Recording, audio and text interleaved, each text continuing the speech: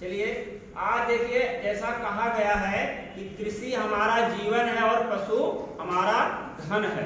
तो पशुओं को जानते हैं तमाम प्रकार की बीमारियां होती हैं। कल हम लोग पढ़े थे खुरपका और मुंहपका बीमारी के बारे में। तो आज पढ़ते हैं हम लोग एक जो पशुओं की बहुत ही भयंकर बीमारी होती है। पशुओं की जो मोर्टेलिटी रेट होती है वो बहुत अधिक होती है, उसमें पशु मरते भी बहुत हैं। उस बीमारी का नाम सब लोग जानते भी होंगे।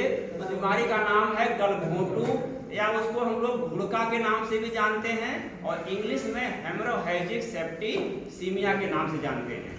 ये बीमारी जानते हैं कि सीजनल होती है। ज़्यादातर देखा जाए तो ये बरसात के सीजन में शुरू होती है, और गर्मियों में इसके जो वायरस होते हैं उसमें कहीं कहीं जिससे कोई पशु प्रभावित होता है, उस पशु से दूसरे पशु को ये इन्फेक्शन फैलता है। इन्फेक्शन फैलने के कई तरीके होते हैं। एक तो पशु जिसे कोई इन्फेक्टेड पशु है, वो कहीं चरने के लिए गया है, अगर वो गोबर वहाँ कर रहा है, पेशाब कर रहा है, तो घास वहाँ क्या हो गई, पॉल्यूटेड हो गई। पॉल्यूटेड होने से घास क्या होती है कि वो पशु दूसरा चरने जाएगा तो वो बैक्टीरिया जो होते हैं उसके शरीर में प्रवेश कर जाते हैं। और ये बीमारी जो होती है मुख्य रूप से बैक्टीरिया से होने वाली बीमारी है। जो बैक्टीरिया हमारा होता है वो बैक्टीरिया का नाम है पास्चुरेल्ला बुबैली सेप्टिका, और दूसरा है पास्चुरेल्ला, ये देख लो, पास्चुरेल्ला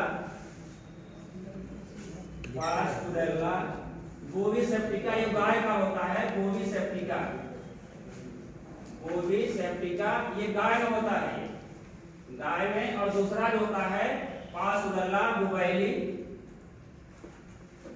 जानते हैं। भैंस का क्या नाम है, कोई बताएगा? भैंस का क्या नाम बताएं, कोई बताए, निष्कर्ष बताओ। भैंस का वैज्ञानिक नाम क्या है? बहुत बढ़िया। और गाय का कोई बताएगा? हाँ बताओ, गाय का वैज्ञानिक नाम क्या है? बहुत बढ़िया। भेड़ का क्या नाम है, आप बताएंगे? बकरी का, भेड़ का ओविसेराइस, बताइए। बहुत बढ़िया। तो देखिए, सबके वैज्ञानिक नाम बैठ जाइए। वैज्ञानिक नाम भी सबको जानना चाहिए, ये आप परीक्षाओं में भी आता है और बहुत इंपॉर्टेंट है। तो ये दूसरा जो बैक्टीरिया हमारा है, जैसे जानते हैं गाय में जो होता है पास इंडिकस जो होती है गाय है, उसमें कौन सा बैक्टीरिया होता है? पास्चुरेल्ला बोवी सेप्टिका। इस बैक्टीरिया, ये बैक्टीरिया है हमारा जीवाणु जिसको हम लोग कहते हैं सर। और दूसरा है हमारा पास्चुरेल्ला बुबैली सेप्टिका, ये भैंस में होता है। ये कहा जाए, दुर्भाग्य कहा जाए कि ये जो बीमारी होती ज्यादातर भैंसों में होती है। गाय में तो संख्या कम दिखाई है, लेकिन भैंस ज्यादा प्रभावित होती है। और होती है जो युवा अवस्था की जो हमारी भैंस या गाय होती हैं, युवा अवस्था में ये बीमारी ज्यादा पाई जाती है। इसके हम लोग देखिए कारण हो गया, बीमारी हमारे हो गए बैक्टीरिया है, ये दोनों इन्हीं से प्रभावित होते हैं। और फैलने के रास्ते क्या है? एक चारे के द्वारा पशु चरने गया, वहां से ये बैक्टीरिया उसके शरीर में एंट्री कर जाते हैं। दूसरा, अगर उसका लार, पशु जैसे चारा खा रहा, दूसरा पशु भी उस चारे को खा लिया, उसकी लार जो निकलती है, उस लार से उसके शरीर में बैक्टीरिया प्रवेश कर जाते हैं, तो अपना प्रभाव वहां पर दिखाई देता है। अब जानते हैं इसका जो होता है इंक्यूबेशन पीरियड क्या होता है? यानी ये वर्क पीरियड होता है, यानी जैसे पशु जो बैक्टीरिया शरीर में प्रवेश कर जाता है तो कितने दिन बाद उसके लक्षण दिखाई देते हैं, जिसको कहते हैं हम लोग इंक्यूबेशन पीरियड। इंक्यूबेशन पीरियड जो होता है इसका, वो होता है 3 से 5 दिन। इतने दिन के बीच अगर उसके अंदर एंट्री कर गया तो 3 से 5 दिन के अंदर उसके अंदर ये लक्षण दिखाई देने लगते हैं। और कभी कभी होता है कि 24 घंटे में पशु के अंदर एकाएक जो होता है टेम्परेचर बढ़ जाने से इसके लक्षण दिखाई देते हैं। जो इंक्यूबेशन पीरियड है ये होता है। और इसके देखिए लक्षण क्या होते हैं, जो मेन इसका सबसे इंपॉर्टेंट टॉपिक है कि इस बीमारी जो गलघोंटू हमारी बीमारी है, इसके लक्षण क्या होते हैं, जिसको हम लोग सिम्टम्स के नाम से जानते हैं। सिम्टम्स इसके लक्षण क्या होते हैं? इसके लक्षण 3 प्रकार से परिलक्षित होते हैं। जो पहला लक्षण होता है, तो देखा जाए कि उसके शरीर जो टेम्परेचर होता है, जो बुखार होता है, वो 105 से 107 डिग्री, ये सेंटीग्रेड फारेनहाइट टेम्परेचर उसके बॉडी का एकाएक, पर अगर उसको बैक्टीरिया प्रवेश कर गए तो इतना टेम्परेचर उसके शरीर में हो जाता है। और पशु जब बुखार हो जाता है तो इससे क्या होगा, इससे कब्ज हो जाता है। सामान्य लोग जानते हैं, जिसको हम लोग कॉन्स्टिपेशन के नाम जानते हैं, कब्ज होता है। इससे खा लीजिए और भूख न लगे और पेट भी साफ न हो, ऐसे पशु के अंदर हो जाता है। तो उसका जो पेट साफ नहीं होता तो उसको जैसे ऐंठन सी होती है, पेट में काफी पेन होता है, बुखार रहता ही है, और उसको फिर लूज मोशन शुरू हो जाता है। लूज मोशन जो होता है, देखिए सामान्य पशु में होता है साफ गोबर रहता है, एकदम पतला गोबर होता है, लेकिन इसके जो गोबर में होगा थोड़ा सा खून की मात्रा भी रहती है, म्यूकस, जैसे आप जानते हैं गोंद टाइप का होता है, म्यूकस होता है, चिपचिपा होता है, तो उसमें थोड़ा सा ब्लड भी मिला रहता है, तो उसके गोबर में जो डस्ट करता है वो उसमें म्यूकस थोड़ा सा ब्लड की मात्रा भी मिली रहती है। जो दूसरा सबसे इम्पोर्टेंट लक्षण दिखाई देता है वो लक्षण होता है पशु में क्या होता है, उसकी जो गर्दन होती है उसमें सूजन आ जाती है। उसका जो गलकंबल आप देखते होंगे, जिसको हम लोग ड्यूलम के नाम से जानते हैं, जो नीचे लटकती रहती छालर उसकी, गलकंबल होता है, गला होता है, वहाँ बहुत हार्ड हो जाता है, कड़ा हो जाता है उसके गले में। कड़ा होने से क्या होता है, वो सूजन आ जाती है, यहाँ पर स्वेलिंग जो बैक्टीरिया होता है इतना डेवलप कर जाता है कि यहाँ गले में सूजन हो जाती है। और पशुओं के आंखें भी जो उसके आप देखिए उसके अंदर जो झिल्ली होती हैं, वो झिल्लियाँ क्या होती हैं, स्वेलिंग हो जाती है और आंखें पशु की लाल हो जाती है, गला एकदम सूज जाता है और कड़ा हो जाता है। सूजने से क्या होगा कि जो हमारी श्वसन नली थी वो क्या हो गई, पतली हो गई।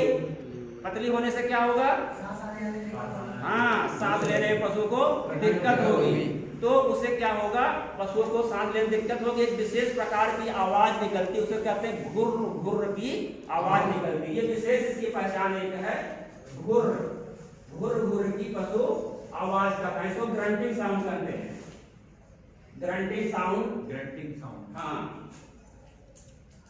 पशु क्या करता है, ग्रंटिंग साउंड करता है, घुर्र घुर्र की आवाज जिसे जानते हैं। इसका नाम भी देखिए गलघोंटू या घुर्रा भी ना कहते हैं इसको, गलघोंटू के नाम से भी जाना जाता है, घुर्रा भी कहते हैं, घुड़का के नाम से भी जानते हैं।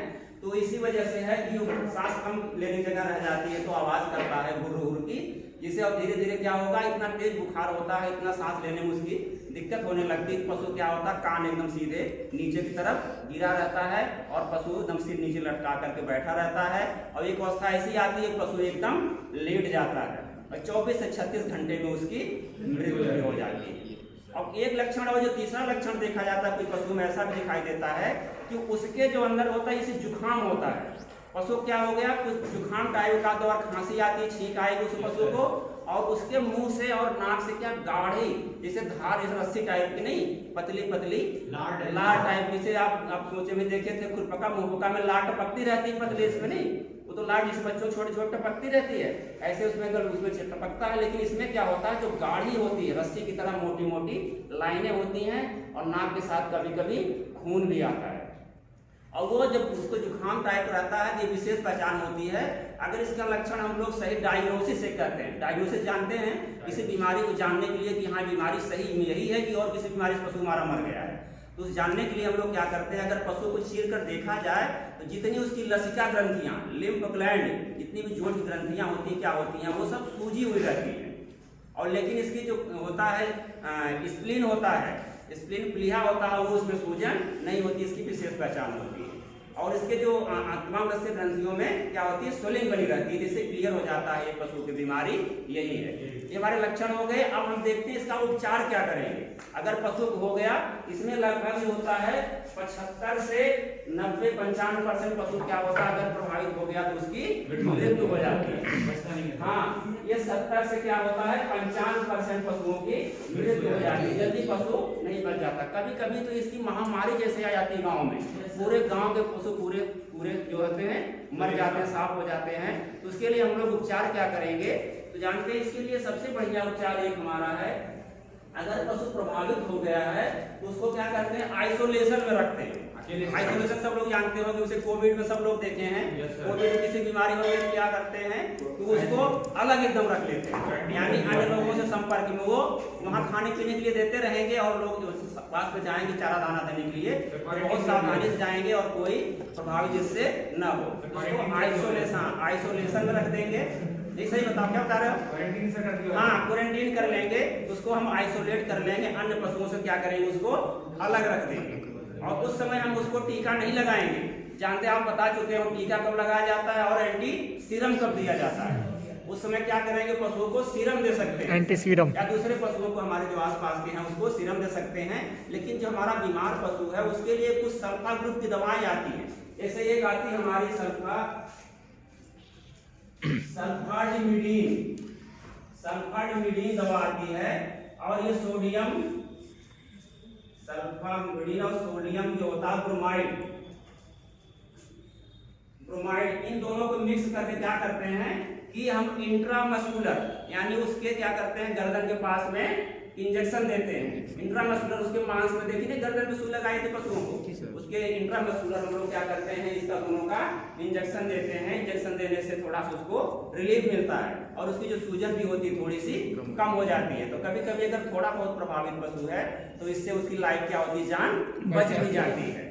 ये तो चलिए हमारे इसके अलावा तमाम एंटीबायोटिक दवाएं जानते हैं, आप बता दिए एंटीबायोटिक दवाएं क्या होती हैं। एंटीबायोटिक दवा वो होती है यानी जो जीवाणु होता है उसको निष्क्रिय करके, लेकिन एंटीसेप्टिक क्या करती, मारती नहीं है, केवल उससे रक्षा करती है।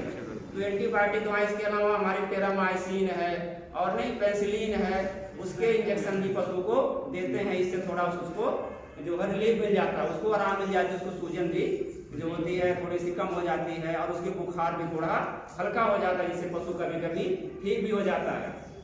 इसके अलावा जो हम लोग करते हैं सबसे बढ़िया उपचार होता है कि हम लोग इसका टीकाकरण करते हैं, वैक्सीनेशन। जानते हैं ये गर्मियों में जो होता है सामूहिक रूप से मई जून के महीने में टीकाकरण किया जाता है। इसकी वैक्सीन आती है गलघोंटू की, गलघोंटू वैक्सीन आती है। ये वैक्सीन समान रूप से आप देखिए तमाम हमारे जो पशु चिकित्सालय हैं वहां पर उपलब्ध है। पशु चिकित्सालय से वहां पर संपर्क करके आप लगवा सकते हैं। ये समूह में होता है कि पूरे गांव के पशुओं को गलघोंटू के टीके लगाए जाते हैं, क्योंकि ये बरसात में बीमारी शुरू होती है तो उसके पहले हम टीका लगाएं कम से कम महीने भर पहले। तो ये कम से कम 15 से ये मई जून के महीने में, मई और जून के महीने में क्या करते हैं टीकाकरण होता है और सामूहिक टीकाकरण होता है। पूरे गांव के जितने पशु होते हैं सबको टीके लगाए जाते हैं, तो उससे क्या उसके अंदर इम्यूनिटी पावर बढ़ जाती है। और जो बीमार पशु होता है तो हमारा वैक्सीन हो गया, एक होता है एंटी सीरम। आपको बताया गया था, मान लीजिए अगर इस पशु को हो गया, उस पशु से थोड़ा बहुत प्रभावित और पशु हुए हैं तो उसको कहते हैं एंटी सीरम। एंटी सीरम जो होता है ये 75 से 100, ये जो होता है 25 से 50 ml की मात्रा क्या करते हैं एंटी सीरम को लगाने से पशुओं को कभी कभी आराम मिल जाता है। एंटी सीरम जानते हैं क्या होता है, एंटीबॉडी होती है। आज बताया गया था कि एंटीजन क्या है। एंटीजन एक प्रकार का उसका जो काजल ऑर्गेनिज्म है जो बैक्टीरिया फैलाता बीमारी, वो हमारा एंटीजन हो गया।